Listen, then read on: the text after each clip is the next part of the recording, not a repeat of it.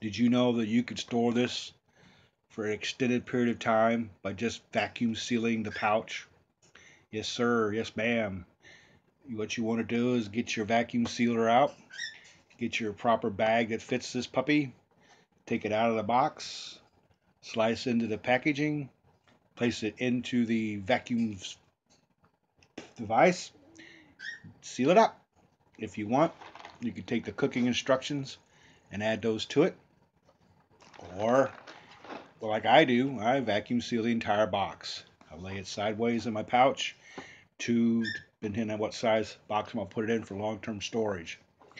What's nice about these guys is they're easy peasy, make it simple. You do need some additional items to cook it, but it doesn't take much. Butter, water. If you don't use butter, you can use margarine. That's just to give it an additional flavor because the spices in the bread react to the butter to give it a tastier flavor. Margarine is easy peasy, butter a little bit difficult maybe in times of toughness, but if you barter, you can get butter. Get it? Barter, butter, butter, barter. Always think about bartering. You can even use this as barter. Goes great with everything, not just having it with chicken. You can have it with just about anything. It'll fill up a person. 110 calories. Sodium content is 16% of your adult daily requirement. No vitamins as far as the vitamin A goes, 6%. 0 for vitamin C, 0 for calcium. Iron, you're getting 8%. So if you're not getting any vitamins, go out and get a handful of dirt. You ever see these kids run around playground with dirt on their mouth? That's what they're doing. They're suffering from a vitamin deficiency. They eat dirt. I mean, it's where the vitamins are at, isn't it? Dirt. You also remember that anything like this that's dry will go into a vacuum quite well. The reason why I like to vacuum the entire box is because, well, it's breadcrumbs. There's bread cubes. When you put that vacuum on here, the box is going to resist that temptation to crush the contents of what's in it. If you take the pouch out and you vacuum seal it, well, guess what? You've got powder because the breadcrumbs is going to continue to push. Now, I know some of those new vacuum sealers that are out there, you can adjust the vacuum pressure or vacuum intensity. All you want to do basically is get all the air out. Now, some people, and I agree with this 100%, you will put this in a Mylar bag, throw in a couple oxygen absorbers per the size and weight that you're trying to absorb the oxygen, and get rid of the oxygen because that's what's going to kill it. The nitrogen and other gases that are in that container aren't going to affect the quality of the food. But you do have to remember to cut into the package. During the process of making this in the factory, they flush the bag with nitrogen. So, well, that depends on which company. Now, if you go with Kraft, I've seen that process done, and I can tell you for right now they do use nitrogen, but other companies may not. Now, there are a lot of companies that will package for this different manufacturer under certain restrictions and requirements that they ask through the quality assurance program. But I always buy the name brands when it comes to something I want to put into a vacuum. Preparedness, first in, last out, last in, first out. The idea is to cycle through all your wares and your food.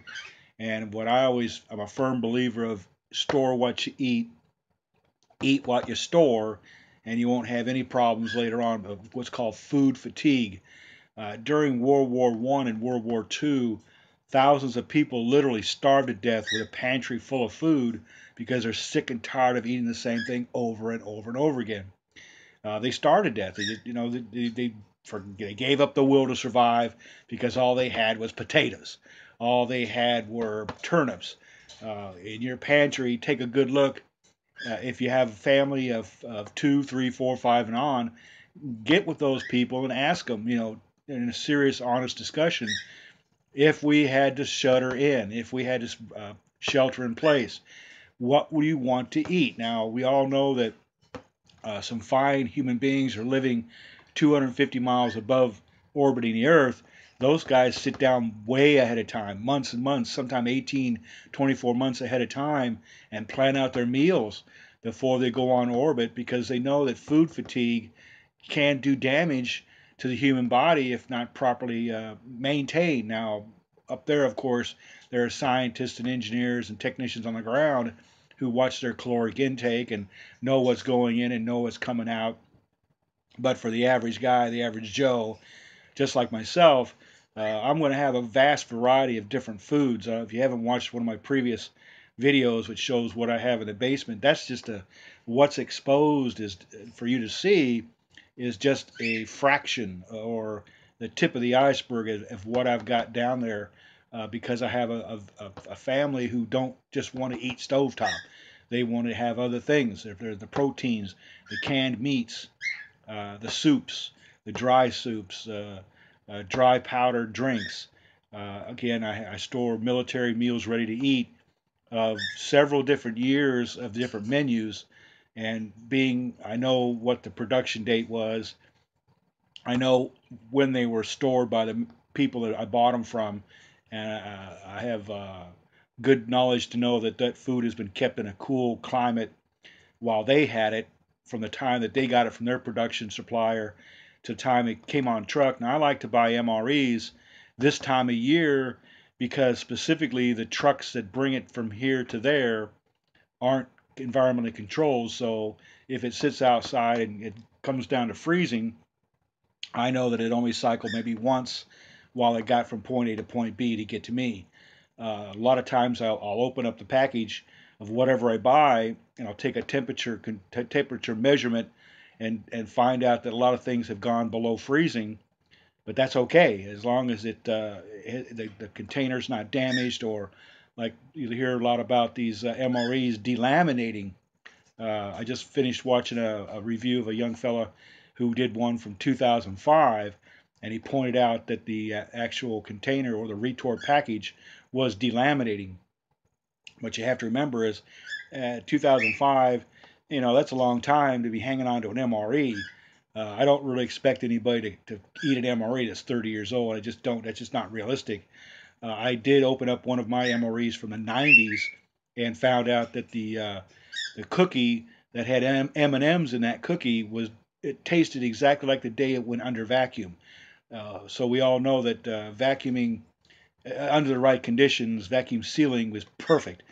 It'll make that food last forever until you either destroy the packaging, something gets into it and digests that food before you got to it.